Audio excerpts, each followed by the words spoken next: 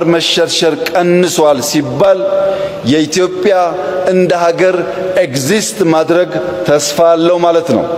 አፈር የሌለውና የማያበቅል የማያለማ የማያበላ ሀገር መሆን አይችልም። ዜጎቹ እየጣሉት ስለሚሄዱ ኢትዮጵያውያን ነቅተን አፈራችንን ከመሸርሸር መታደግ ባንችል በነበረው ሁናቴ ብንቀጥል በርካታ ዜጎቻችን መቀለብ ስለማንችል ዜጎቻችን ለመሰደድ ይገደዳሉ።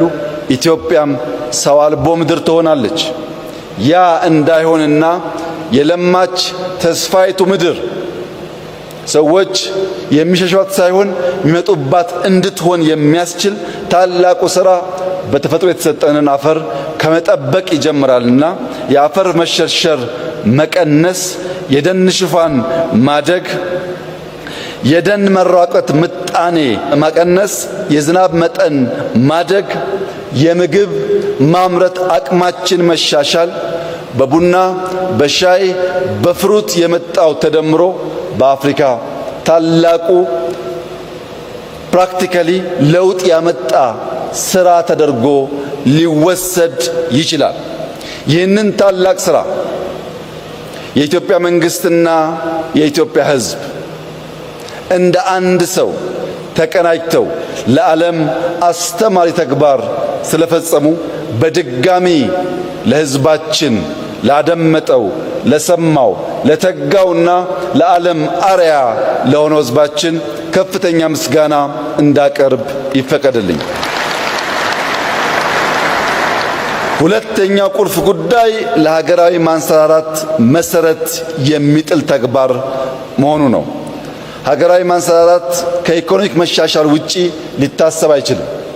ኢኮኖሚያችን በብዙ መስክ የሚገለጥ ቢሆንም ከዚህ ከግሪን ሌጋሲ ጋር በሚያያዝ በጥቂት ማሳያዎች ለመግለጽ፣ አንደኛ በቱሪዝም ሰው ከሀገሩ ትኬት ቆርጦ ወደኛ የሚመጣው ውብ መልክዓ ምድር ለማየት ነው። ውብ መልክዓ ምድር ባልተተከለ ባልተጠበቀ ሀገር ውስጥ ሊኖር አይችልም። ሁለተኛው የአየር ንብረት ነው። በዚህ ወር፣ በሚቀጥለው ወር፣ ከዚያም በሚቀጥለው ወር ከኢትዮጵያ 2 ሰዓት 3 ሰዓት ፍላይት ራቅ ብትሉ አብዛኛው የዓለማችን ክፍል ወበቁ አያስቀምጥም።